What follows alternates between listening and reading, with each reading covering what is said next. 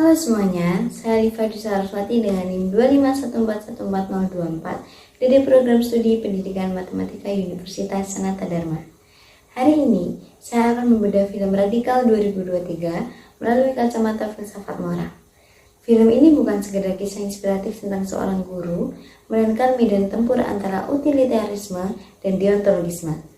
Kita akan melihat bagaimana tokoh utama kita yaitu Sergio navigasi dilema di sebuah sekolah yang sistemnya sudah dianggap mati oleh masyarakatnya sendiri. Yang pertama, mari kita bahas keputusan Sergio untuk sepenuhnya mengabaikan kurikulum standar nasional. Di Matamoros, Meksiko, sekolah hanyalah tempat penitipan sebelum anak-anak terjun ke dunia yang kriminal. Akhirnya, Sergio memutuskan untuk berhenti memberikan jawaban dan mulai memberikan pertanyaan-pertanyaan. Secara utilitarian, keputusan ini adalah upaya menghasilkan kemanfaatan terbesar. Contoh konkretnya adalah ¿Saben qué? No necesitamos enciclopedia. Esto lo pueden descubrir ustedes solos. saat Sergio membiarkan anak-anak berdiskusi secara liar tentang apa yang ingin mereka ketahui, ketimbang hanya menghafal buku teks saja. Hasilnya, siswa yang tadinya apatis menjadi haus akan ilmu. Dan bagi utilitarianisme, selama tindakannya menghasilkan peningkatan kecerdasan dan peluang masa depan bagi mayoritas siswa, maka melanggar aturan kurikulum adalah benar secara moral. Namun, secara deontologis, tindakan ini problematis karena Sergio memiliki kewajiban sebagai pegawai negara atau guru untuk mengikuti sebuah aturan. Namun, jika kita menggunakan perspektif Kant, Sergio sebenarnya menjalankan kewajiban moral yang lebih mendasar, yaitu menghargai siswa sebagai tujuan, bukan sebagai alat statistik.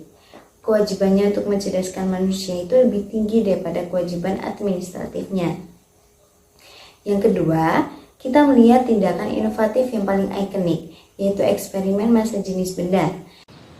Es el océano. Cada bote puede llevar solamente el mismo número de personas. Los que no alcanzan a subirse un bote se van a ahogar. Pero tengan mucho cuidado, porque si un bote lleva más niños que otro, se va a hundir. Y todos los que estén a bordo se van a ahogar.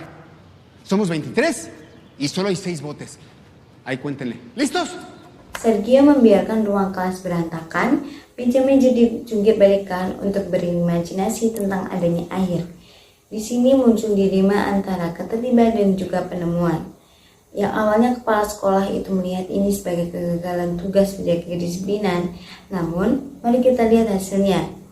Secara utilitarian, kekacauan ini sangat berharga karena memicu momen pada siswa. Contoh konkretnya adalah saat mereka menyadari mengapa kapal yang berat bisa terapung. Manfaat intelektual yang didapat yaitu siswa jauh melampaui kerugian berupa kelas yang berantakan. Secara deontologis, Sergio bertindak berdasarkan prinsip bahwa pendidikan adalah pembebasan.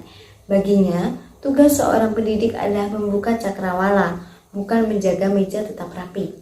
Tindakan inovatif ini adalah pelaksanaan kewajiban moral terhadap potensi yang dimiliki tiap anak. Lalu, mana sih yang lebih relevan untuk dunia pendidikan? Menurut saya, sintesis antara keduanya adalah kuncinya, namun dengan fondasi deontologi yang cukup kuat. Pendidikan tidak boleh hanya menjadi mesin utilitarian yang mengejar nilai tes atau kesuksesan ekonomi semata.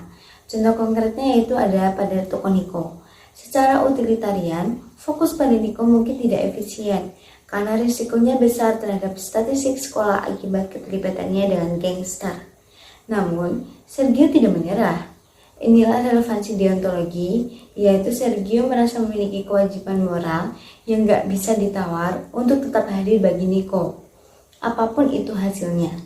Pendidikan sejati adalah pengakuan terhadap martabat manusia yang gak bisa diukur hanya dengan angka atau manfaat materi.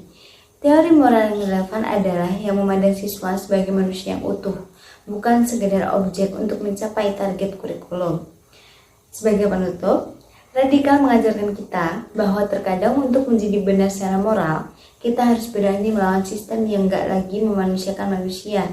Menjadi pendidik adalah tentang keberanian memilih mana yang lebih penting, yaitu mengikuti prosedur atau mengikuti panggilan nurani untuk mencerdaskan kehidupan bangsa. Demikian presentasi yang dapat saya sampaikan. Terima kasih dan salam sehat untuk kita semua.